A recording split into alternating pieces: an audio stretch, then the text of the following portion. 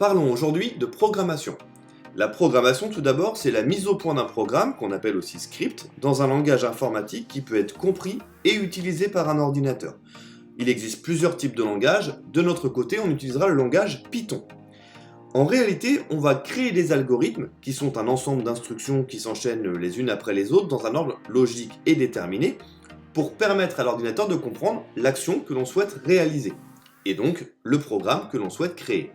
Pour cela, on va utiliser ce qu'on appelle un environnement de développement, en l'occurrence chez nous Tony, qui est un petit logiciel qui va nous permettre, avec la fenêtre du haut, de créer du texte, du code, c'est ce qu'on appelle l'éditeur, puis en dessous d'utiliser une console qui va en fait lancer le programme pour vérifier qu'il fonctionne bien, et puis à droite, un assistant qui viendra en aide si on se rend compte qu'il y a des erreurs dans notre programme. Je vais donc taper une petite ligne de code pour me dire, en réalité, comment t'appelles-tu ? Puis l'ordinateur écrira ensuite « Bonjour, comment vas-tu ?» avec le nom qui aurait été rentré précédemment.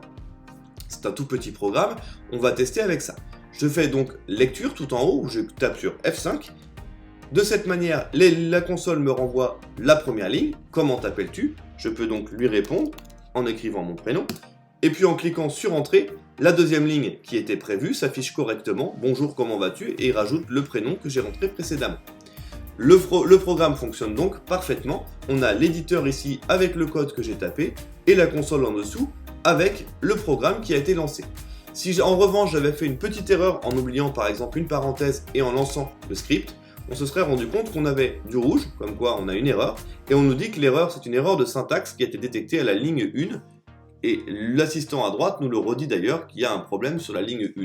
On aurait donc dû chercher notre erreur. Là, on voit la parenthèse en bleu, on comprend qu'il manque quelque chose. On rajoute simplement notre guillemet et le programme refonctionne.